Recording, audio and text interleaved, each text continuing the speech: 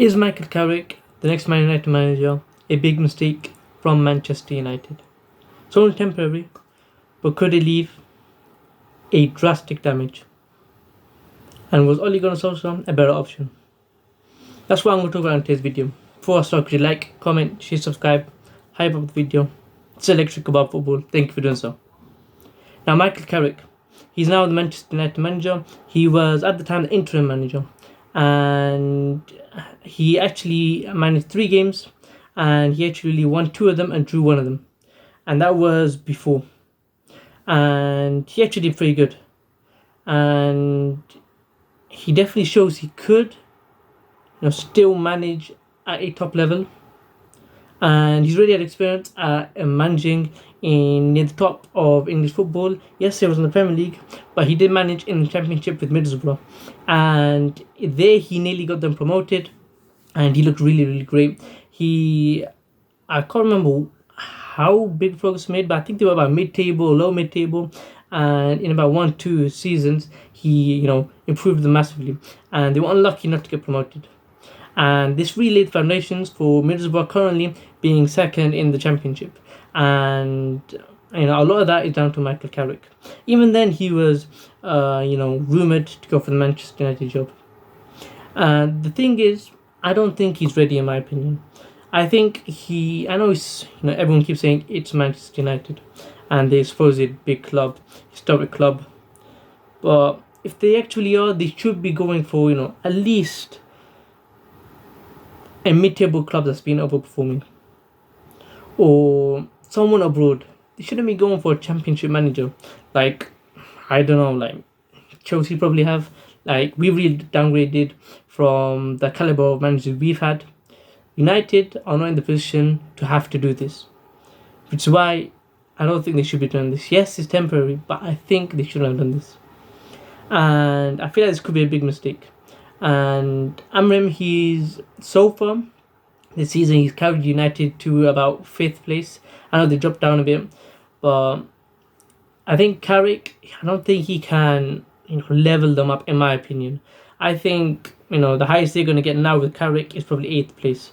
But to be honest, the same group of players, and if they don't get unlucky, I really think they do have a chance to push up the table. But I think the highest they're going to go is 8th place.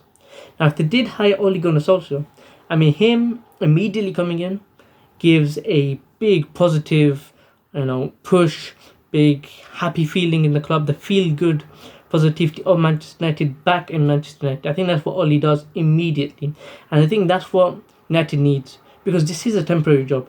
I think temporarily Ole can say to the players, okay guys, end of the season, let's make something out of this. Let's go get a cup. Let's try and finish to the Champions League.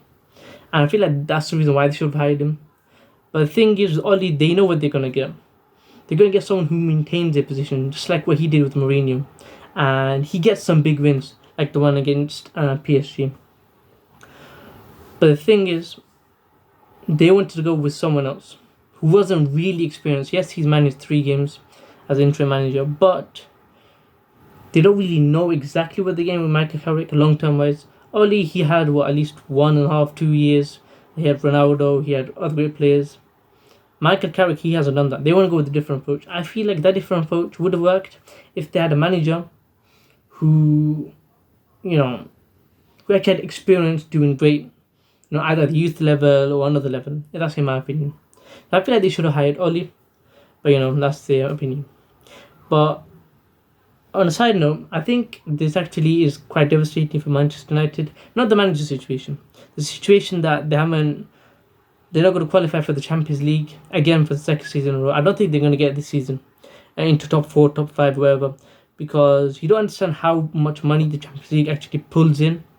I might make a video on this later on. But missing out on the Champions League again is quite detrimental for the finances of the club.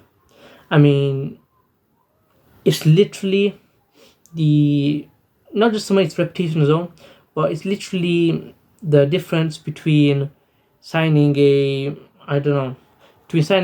Martin Odegaard, if you had been in the Champions League, or signing some wonder kid from Sporting Lisbon as your main player. as your, star signing of the transfer window. I think that's how much of a difference it is. Yes, you Manchester United, the reputation won't go much, but the money will. And Ineos, the Ratcliffe guy, he basically wants to be efficient with the money, and I feel like this is quite detrimental. They need to get into the Champions League. Because I feel like once they get used to 2 years of that Champions League, it'll quickly turn into 5. Once it goes 5 years into the Champions League, you can slowly, quite easily, turn into a mid-table club. That's in my opinion. So who do you think should have been the Manchester United interim manager? Who do you think they're going to hire for next season? If you like, comment, share, subscribe. Thank you for doing so.